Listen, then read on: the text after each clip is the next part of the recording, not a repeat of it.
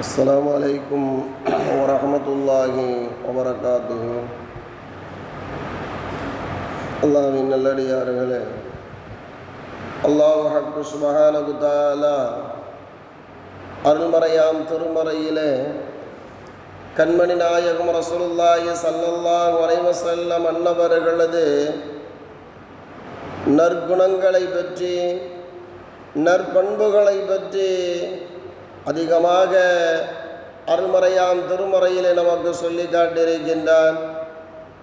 பெருமானாருடைய வாழ்க்கை முழுவதையும் நாம் எடுத்து பார்ப்போமேயானால் நற்குணம் நிறைந்தவர்களாக, நற்பண்புகளுக்கு சொந்தக்காரர்களாக கண்மணி நாயகம் ரசூலுல்லாஹி ஸல்லல்லாஹு அலைஹி வஸல்லம் அன்னவர்கள் வாழ்ந்து காட்டி சென்றிருக்கின்றார்கள் என்பதாக நாம் பார்க்க முடிகின்றது.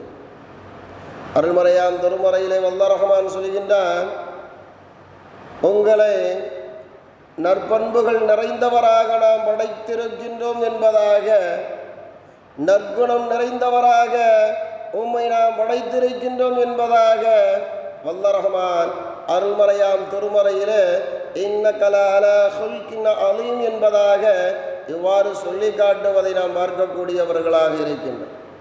இன்னொரு இடத்திலே சொல்கின்றான், ஃபமார் ரஹமத்தும் மினல்லாஹி லின்தலகும் வலவ் குந்த ஃபல்லன் கலீலன் கல்பி லன்ஃபல்லு மின் ஹவுலிக என்பதாக சொல்லி காட்டுகின்றார்.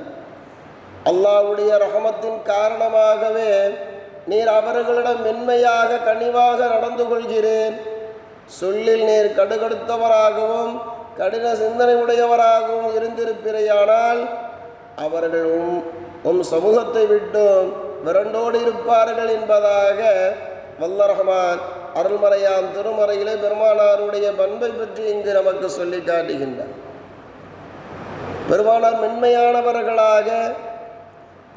மென்மையானவர்களாக, இறக்க சிந்தனை உள்ளவர்களாக, நற்பண்புகள் நிறைந்தவர்களாக கண்மணி நாயகம் ரசூலுல்லாஹி ஸல்லல்லாஹு அலைஹி வஸல்லம் அன்னவர்கள் இருந்திருக்கின்றார்கள் என்ற செய்தியை வல்லாஹ் ரஹ்மான் இவ்வாறு நமக்கு சொல்லி காட்டுவதை நாம் பார்க்கக்கூடியவர்களாக இருக்கின்றோம்.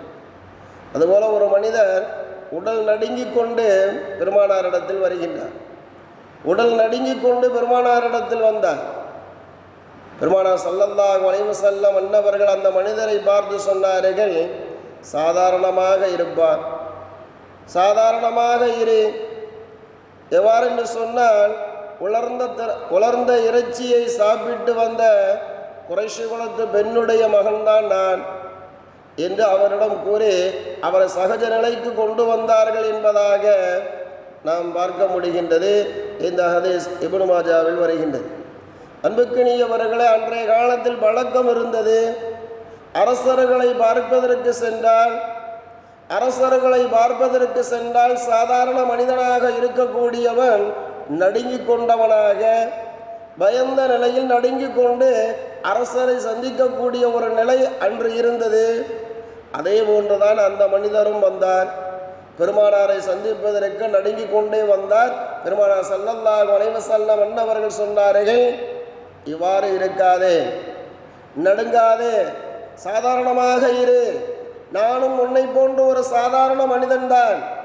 எனவே என்னை கண்டு நீ அஞ்ச தேவையில்லை, பயப்பட தேவையில்லை, என்னோடு சகஜமாக நீ இரு என்பதாக கண்மணி நாயகம் ரசூலுல்லாஹி ஸல்லல்லாஹு அலைஹி வஸல்லம் அன்னவர்கள் சொல்லி காட்டியிருக்கின்றார்கள் என்று சொன்னால் எந்த அளவுக்கு மக்களிடத்தில் நற்பண்புகளோடு நடக்கக்கூடியவர்களாக இருந்திருப்பார்கள் என்பதை நாம் சற்று சிந்தித்து பார்க்க வேண்டும். மதீனாவுக்கு சென்றிருக்கின்றார்கள். மக்கமா நகரத்திலிருந்து மதீனா நகரத்திற்கு சென்றிருக்கின்றார்கள். அந்த சமயத்தில் பெருமானார் ஸல்லல்லாஹு அலைஹி வஸல்லம் அன்னவர்கள் மக்களோடு மக்களாக பழகக்கூடியவர்களாக, அவர்களோடே இருக்கக்கூடியவர்களாக பெருமானார் ஸல்லல்லாஹு அலைஹி வஸல்லம் அன்னவர்கள் இருந்தார்கள். அது அவர்களுக்கு சிரமத்தையும் ஏற்படுத்தியது.